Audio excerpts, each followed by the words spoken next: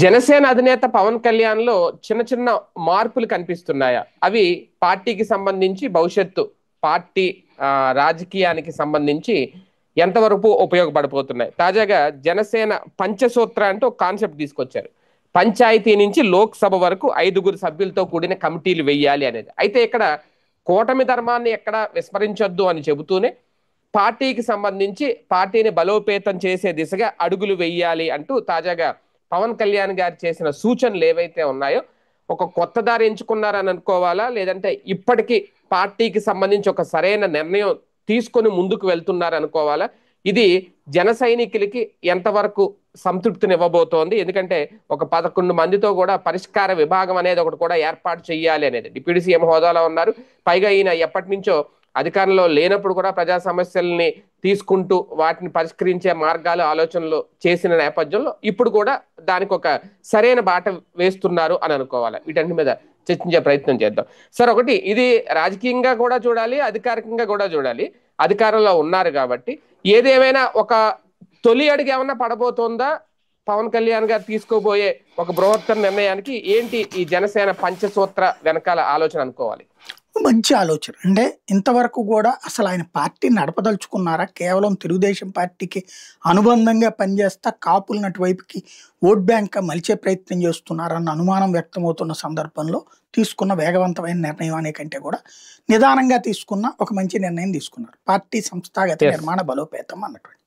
అయితే ఇందులో ఆయనకి మనమేమి డిక్టేట్ చేయలేం, కానీ ఆయన ఆలోచించుకోవాల్సింది ఏంటంటే 5గురితో మంచి ఆలోచన. ఎందుకంటే మంది ఎక్కువైతే మజ్జిగ పలచన అవుతుందని. కానీ రాజకీయ పార్టీ ఆయన, కార్పొరేట్ కంపెనీ కాదు. కంపెనీలో అడ్మినిస్ట్రేషన్ లో తక్కువ సిబ్బంది ఉండాలి. అంటే ఆజిమాయిషీ చేసేవాళ్ళు తక్కువ ఉండాలా, పని చేసేవాళ్ళు ఎక్కువ ఉండాలి. అది ప్రైవేటు వ్యాపార వాణిజ్య కార్పొరేట్ సంస్థల్లో. అంతే తప్పించి రాజకీయ పార్టీకి ఎంత ఎక్కువ మంది ఉంటే అంత బలం. ప్లస్ రాజకీయ పార్టీ అనేది సొసైటీకి ఒక టెస్టింగ్ పాయింట్. అంటే సమాజపు ఆలోచనలకి అనుగుణమైనటువంటి రూట్లో ఉండాలి. ఈ మాట ఎందుకు చెప్తున్నానంటే, మీరు చంద్రబాబు గారు అమాధ్యని అన్నారు, క్యాస్ట్ ఈక్వేషన్స్ అయ్యి జగన్ ఎప్పుడు పట్టించుకోడని. జగన్ వాస్తవంగా బీసీలని భారీ ఎత్తున మొబలైజ్ చేసుకొచ్చి అనేక పోస్టులు ఇచ్చాడు. తను ఎట్లా తీసుకొచ్చాడు? Social engineering. ఒక నియోజకవర్గ పరిధిలో టాప్ 10 క్యాస్ట్స్, ఒకళ్ళకి మేయర్ ఇస్తే ఇంకోళ్ళకి డిప్యూటీ మేయర్లు ఇద్దరు ఇస్తే, ఆ తర్వాత ఉండేటటువంటి స్టాండింగ్ కమిటీ చైర్మన్ ఇంకొక క్యాస్ట్కి ఇస్తే, ఇట్లాగే ఈక్వేషన్స్ చేసుకొచ్చాడు. టాప్ 10 క్యాస్ట్స్ అందులో ఇన్వాల్వ్ చేశాడు. పార్టీ పరంగా ఆ విధమైన నిర్ణయం తీసుకున్నాడా అంటే నాకు డౌటే. ఎందుకంటే పార్టీ పరంగా ఎట్లా పడితే అట్లా పెట్టేసుకుంటున్నారు. కానీ రాజకీయ అధికారం వచ్చినప్పుడు మాత్రం ఆ పవర్ని అలాగా సోషల్ ఇంజనీరింగ్ చేశాడు. చంద్రబాబు గారు పార్టీలోనే సంస్థాగత నిర్మాణం ఆ టైప్లో చేసుకెళ్తారు. తనతో పాటు స్టేజీ మీద కూర్చునే వాళ్ళల్లో తను ఒక అమ్మ కాబట్టి ఒక కాపు, ఒక రెడ్డి, ఒక ఎస్సీ, ఒక ఎస్టీ, ఎస్సీలో మళ్ళీ 2 వర్గాలు, అట్లాగే ఒక మైనారిటీ, ఇట్లా ఉండేటట్టు చూసుకుంటారు. ఏ ప్రాంతంలో ఉంటారో ఆ ప్రాంతానికి సంబంధించిన మెజారిటీ కమ్యూనిటీకి సంబంధించిన లీడర్ని స్టేజీ మీద ఉండేలా చూసుకుంటాడు. ఆయన ప్రెస్ కాన్ఫరెన్స్ అప్పుడు కూడా ఆ విధమైనటువంటి సోషల్ ఇంజనీరింగ్ పాటిస్తారు. బట్ రియల్ గా పదవులు ఇచ్చేటప్పుడు ఇది పాటిస్తారంటే మంత్రివర్గంలో అది పాటిస్తారు, కానీ మిగతా కమిటీల్లో అట్లా ఉంటది అంటే గ్యారంటీ చెప్పలేము. ఇప్పుడు జనసేనకి ఎక్కువ ఉన్నప్పుడు బెటర్. 5గురితో ఉండటం మంచిదే. 5గురు చక్కచక్క పని చేసుకుంటారు. పిఠాపురంలో ట్రయల్ రన్ కూడా వేస్తున్నారట కదా, బానే ఉంది. కానీ ఒక పార్టీకి 15-20 మంది ఉంటే తప్పులే. అందులో ఆయన చెప్పినట్టు 5గురితో మెయిన్ కమిటీ ఉండాలి. President, general secretary, vice president, joint secretary, secretary, ఇట్లా 5గురితో ఉండటం బాగుంటుంది. మిగతా వాళ్ళని కార్యవర్గ సభ్యులు గాను, లేకపోతే జాయింట్ సెక్రటరీస్ 4 ఇవ్వడము, సెక్రటరీలు 4 ఇవ్వడం, ఇట్లా చేస్తున్న తప్పు లేదు. ఎందుకంటే మనం ఇప్పుడు అదేంటి మెన్ సెంట్రిక్ పార్టీగా మిగిలిపోతుంది. పవన్ కళ్యాణ్ ఉన్నప్పుడు జనం ఎగబడి వస్తారు. పవన్ కళ్యాణ్ లేనప్పుడు ప్రోగ్రాం పెడితే అయోమయం. ఎవరో ఆ నాయకుడు 25 మంది తనేసు రావాలి. పవన్ కళ్యాణ్ పేరు చెప్పినా కూడా రారాళ్ళు. పవన్ వస్తే చూద్దామనే లెక్కన ఉంటారు. కాబట్టి అదే సంస్థాగత నిర్మాణం ఉందనుకోండి, సచ్చినట్టు కమిటీలో వాళ్ళందరూ రావాల్సిందే కదా. అది మెయిన్. ఆ విధంగా ఒక ఫర్ ఎగ్జాంపుల్ మా బెజవాడదే తీసుకుందాం. బెజవాడలో 57 డివిజన్లు ఉన్నాయి. 57 డివిజన్కి ఒక 5గురు ఉంటే అక్కడ 5 250 అట్లా కనబడతారు. అదే డివిజన్కి ఒక 20 మంది ఉంటే 1000 మంది కనబడతారు కదా, భారీగా కనబడుతుంది కదా సంఖ్య. ప్లస్ నీ కమ్యూనికేషన్, ఇప్పుడు టాప్ 15 కులాలని నువ్వు అందులో పెట్టుకున్నావు అనుకో కమిటీలో, ఆ లెక్కను చూసుకున్నప్పుడు చిట్ట చివరి వాడి వరకు కూడా, అంటే 25 మంది ఉన్నోడికి కూడా ఒక రిప్రజెంటేషన్ ఉంటుంది వాళ్ళకి ఫ్యామిలీస్. అంటే ఇక్కడ మనం లెక్క కుటుంబాల లెక్క చూస్తాం అనమాట.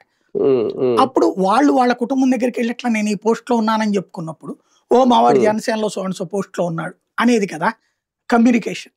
అదే కదా రేపు ఎలక్షన్ లో పోల్ ఇంజనీరింగ్ లో కీలకమైనటువంటిది. కాబట్టి ఆ దిశగా అడుగులు వేయాల్సిన అవసరం ఉంది. లేదు 5గురితోనే అంటే ఓకే, ముందు అసలు సంస్థాగత నిర్మాణం చెయ్యాలనుకున్నారు ఆయన, అంతవరకు హర్షించదగ్గ పరిణామం. అంటే మెంబర్స్ ఇంకా పెరగాలంటారా?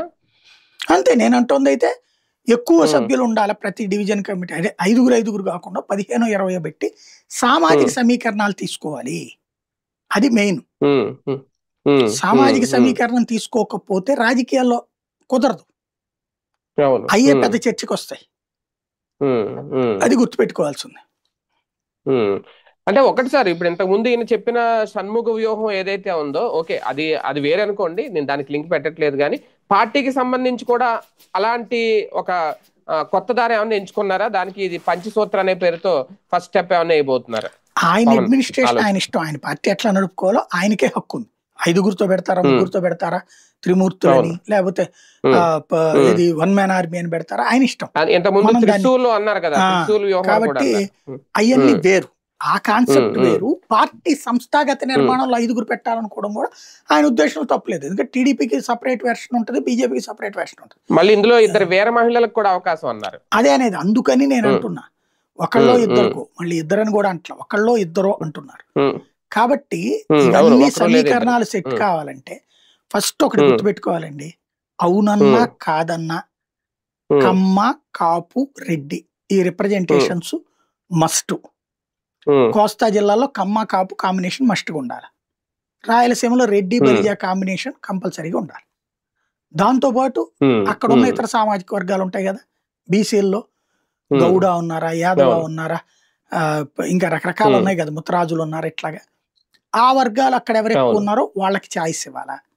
అట్లాగే ఎస్సీ ఒకళ్ళు, ఎస్సీలో మాల సామాజిక వర్గం నుంచి ఒకళ్ళకి, మాది సామాజిక వర్గం నుంచి ఒకళ్ళకి ఇవ్వాలా, ఎస్టీలో మళ్ళీ ఇవ్వాలా. ఇవన్నీ ఇక్కడికే మీకు దాదాపు 7-8 కనబడిపోతున్నాయి కదా.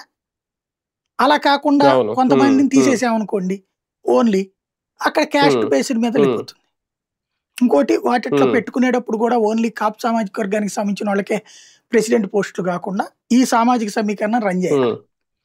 అప్పుడు భవిష్యత్తు బాగుంటుంది. పార్టీ కోసం కష్టపడి పనిచేసే వాళ్ళకి ఒక పరీక్ష అన్న పెట్టబోతున్నారా పవన్? ఖచ్చితంగా. అంటే పార్టీకి పనిచేసే వాళ్ళకి పరీక్ష అనినే కాదు, పార్టీకి ఇప్పుడు ఏంటంటే పదవులు అన్ని నామినేటెడ్ పదవులు అందరికీ రావు కదా. ఆ రానటువంటి వాళ్ళకి ఇది ఒక అదనపు ప్రయోజనం. అంటే ఇది ఒక కొత్త బాధ్యత, ఏదో ఒకటి. అంటే వాళ్ళని ఖాళీగా కూర్చోబెట్టే, అంటే చిత్తశుద్ధితో ఎవరైతే పనిచేస్తున్నారో వాళ్ళని దశల వారీగా గుర్తించి వాళ్ళకి అవకాశాలు కల్పిస్తాము అన్న మాటకి, ఇప్పుడు అంటే జనసేనలో అందరూ చిత్తశుద్ధితోనే పనిచేస్తారు, కాకపోతే మళ్ళీ వాళ్ళను గుర్తించడం అంటే ఏంటి వ్యూహం అని. అంటే ఇప్పుడు వాళ్ళందరికీ పదవులు ఇవ్వడం కుదరట్లేదు కాబట్టి ఇక్కడ ఇస్తున్నారు. ఆల్రెడీ మొన్న రకంగా చెప్పాలంటే ఇది కాపీ క్యాటే. టీడీపీ మొన్ననే చేసేసింది. లోకేష్ అన్ని చోట్ల ప్రమాణ స్వీకారాలు కూడా చేయించారు కదా, స్వయంగా మంత్రులందరూ వెళ్ళి ప్రమాణ స్వీకారాలు చేయించారు బూత్ కమిటీల స్థాయిని.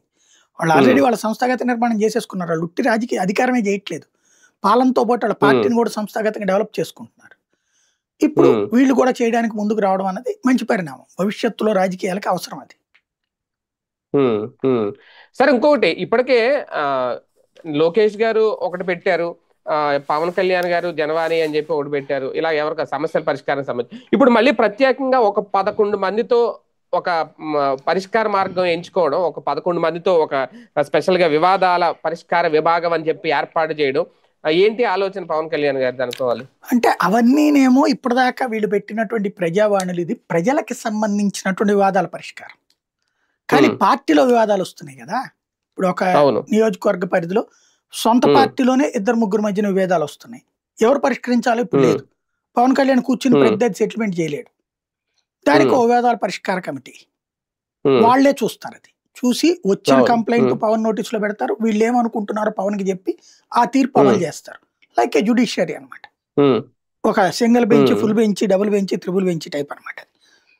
ఉమ్, రెండవది ఉమ్, వచ్చేటప్పటికి ఆ ఈ ఇటు పక్కన ఈ గొడవలు అంటే జనసేన తెలుగుదేశం మధ్యన విభేదాలు, ఇటు ఉమ్, బీజేపీతో వచ్చే విభేదాలు ఏమైనా ఉంటే అది కూడా వీళ్ళే పరిష్కరిస్తారా, లేదా ఓన్లీ పార్టీలో ఉమ్, అంతర్గత ఉమ్, వ్యవహారాలేనా అన్నదే తేలాలి.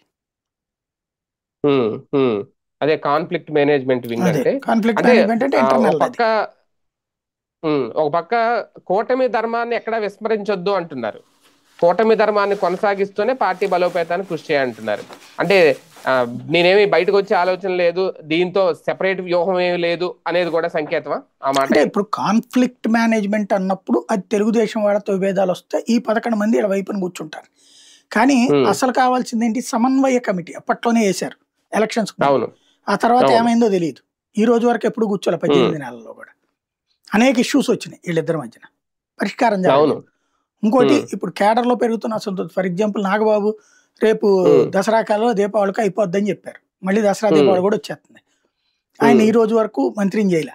అట్లాగే మొన్న ఆ మధ్యన ఆయన ఉమ్, సినిమాకి సంబంధించిన నిర్మాత రత్నమా ఎవరో ఉన్నారు కదా, ఆయనకి ఉమ్, ఎఫ్డిసి చైర్మన్ అన్నారు. అది అవ్వలేదు కదా, ఇవ్వలేదు ఉమ్, కదా. ఉమ్, మరి అవి కొంత ఉమ్, అసంతృప్తి ఉంటాయి కదా, దాని మీద ఉండే ఉమ్, వ్యవహారాలు ఉంటాయి. అట్లాగే అనేక పదవులు ఆశిస్తున్నారు వీళ్ళు, ఇవ్వట్లేదు. ఉమ్, అట్లాంటి ఉమ్, టైంలో నియోజకవర్గాలు ఇప్పుడు ఫర్ ఎగ్జాంపుల్ ఆయన సొంత నియోజకవర్గంలోనే వర్మతో ఇష్యూ నడుస్తుంది. ఇట్లాంటి ఉమ్. వ్యవహారాల్ని ఈ పార్టీ కాన్ఫ్లిక్ట్ వింగ్ పరిష్కరిస్తుందా? లేదు కదా. అదే ఇది అదే ప్రస్తుతం ఈ కదా. ఉమ్, కాన్ఫ్లిక్ట్ వింగ్ ఉమ్, అనేది వాళ్ళ పరిష్కారాల కోసం, వాళ్ళ పార్టీల అంతర్గత వివాదాలకి, అవును, బయట నుంచి వచ్చే అవును, వాటితో అవును. కాదు. సార్, ఒకటి ఓవరాల్ గా ఇదంతా చూసుకుని ఒక రెండో కోణంలో చూసుకున్నప్పుడు they will ready to go individual development అనేది ఎంతవరకు చూడొచ్చు? అలాగే ఏం కనిపించట్లేదు. అంటే అప్పుడు 5గురితో పెట్టరు, భారీగా పెడతారు కమిటీలు. ఉమ్, పెట్టి సంఖ్యను ఎక్కువ ఉమ్, చేసుకుని మొబైలైజ్ చేసుకుంటారు. ప్రస్తుతానికైతే ఉమ్. అట్లా వెళ్ళే ఉద్దేశం ఏం లేదు. కాకపోతే భవిష్యత్తులో అంటే అంటే సంస్థగత ఈ పదవులు దక్కని వాళ్ళకి ఇందులో పదవులు ఇచ్చి అకామిడేట్, ఒరిజినల్ గా అంటే చెప్పాలంటే ఇప్పుడు చేస్తారు. ఇప్పుడు వెళ్ళకపోయినా ఒక మార్గం రెడీ చేస్తున్నారు అట్లా అనడానికి లేదు. ఇప్పుడు ఎలక్కనైతే బీజేపీకి కూడా భవిష్యత్తులో కమిటీలు వెళ్ళాల్సి ఉన్నాయి వస్తే. అట్లాగా. కాబట్టి ఉమ్, బీజేపీ తెలుగుదేశం నుంచి వెళ్ళడానికి అంటారా? కాదు, వీళ్ళ సంస్థాగత ఉమ్, నిర్మాణం వీళ్ళది ఉమ్. అంతే. దాంతో అంటే కంపేర్ చేయకూడదు. ఇన్నేళ్లుగా లేనిది ఇప్పుడు సడన్ గా ఈ నిర్ణయం ఏంటి అని? ఇప్పుడు టీడీపీ కూడా ఇదివరకు చాలా రోజుల పాటు లేట్ చేసింది వాళ్ళ కమిటీలు, ఇప్పుడు వేస్తుంది. ఉమ్, ఉమ్, కాబట్టి వాళ్ళు కూడా ఇక్కడ సొంత పోరాటానికి అనలేం కదా. బేసిక్ గా ఉమ్, ఉమ్, సంస్థాగత ఉమ్, ఇప్పుడు ఉమ్, అధికారంలో లేనప్పుడు సంస్థాగత నిర్మాణం చేస్తే ప్రాబ్లం అని జగన్ చేయట్లా. అధికారంలోకి ఉమ్, వచ్చినప్పుడు మనకెందుకు లేని వదిలేస్తారు. ఉమ్. అదే ఇప్పుడు పరిష్కారం అవుతుంది అనమాట. కానీ ఇలాంటి ఆలోచనలు, ఇలాంటి నిర్ణయాలు తెలుగుదేశం పార్టీని ఏమైనా టెన్షన్ పెడతాయా భవిష్యత్తులో? అసలు వాళ్ళు పట్టించుకోరు, అది వాళ్ళ అంతర్గత వ్యవహారం అనుకుంటారు. వాళ్ళు చాలా ప్రశాంతంగా పవన్ కళ్యాణ్ తమ వెనకాల తప్పనిసరిగా రాక తప్పదు అతనికి. పవన్ ఉమ్, కి ఆప్షన్ లేదు, వేరే ఆప్షన్. ఉమ్, తెలుగుదేశానికి పవన్ ని ఎక్కువ ఇబ్బంది పెట్టకుండా అతన్ని కన్విన్స్ చేసుకుంటే చాలు. ఇది వాళ్ళ ఉమ్, ఆలోచన. ఉమ్, ఉమ్. ఏదైనా చేసుకోనివ్వండి, అంతే. ఏదైనా చేసుకోవచ్చు, ఎలాంటి కమిటీలైనా వేసుకోవచ్చు, అది వాళ్ళకి అభ్యంతరం లేదు. Right, right. చూద్దాం. మొత్తానికి జనసేన ఒక కీలక నిర్ణయం దిశగా అడుగులు వేస్తుందని అనుకోవాలి. ఈ పంచసూత్రాలతో పార్టీని అభివృద్ధి చేయడం, అదే నేపథ్యంలో పార్టీలో ఎలాంటి సమస్యలు రాకుండా దానికంటూ మళ్ళీ ఒక ప్రత్యేక విభాగం ఏర్పాటు చేయడం. పవన్ కళ్యాణ్ గారు కొన్ని సంచలన నిర్ణయాల దిశగానే ముందుకు వెళ్తున్నారు. ఇంకా ఫైనల్ గా అవుట్పుట్ ఎలా ఉంటుంది, ఫలితం ఎలా ఉంటుంది అనేది చూడాలి.